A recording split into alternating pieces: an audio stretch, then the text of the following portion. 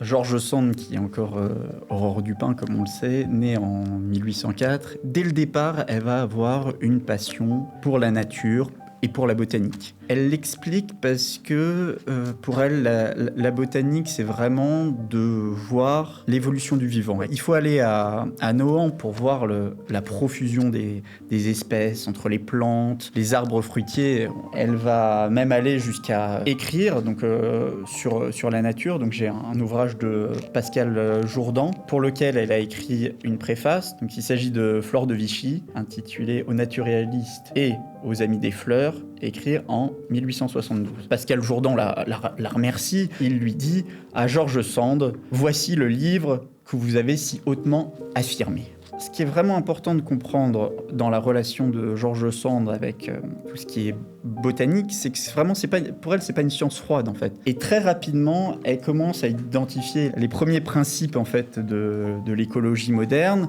en refusant l'idée que la nature est inépuisable. Je veux dire, on peut considérer que l'écologie naît au milieu du 19e siècle, ou d'au moins les premiers grands principes, et elle fait partie des précurseurs. Le moment où elle passe de la botanique à un début d'écologie, c'est vraiment le moment où vient la destruction des forêts. On est au milieu du 19e siècle, il y a peu de considération pour les forêts à l'époque. Et là vient le sujet de la forêt de Fontainebleau. George Sand décide de prendre position publiquement. Elle dira notamment « Il n'y aura plus de proportion entre la demande de l'homme et la production de la planète. » Mais de la même manière qu'elle a vis-à-vis du rôle de la femme dans la société une attitude extrêmement moderne, le fait qu'elle sente que la nature n'est pas inépuisable, qu'on ne peut pas faire n'importe quoi avec, c'est vrai que c'est vraiment totalement novateur.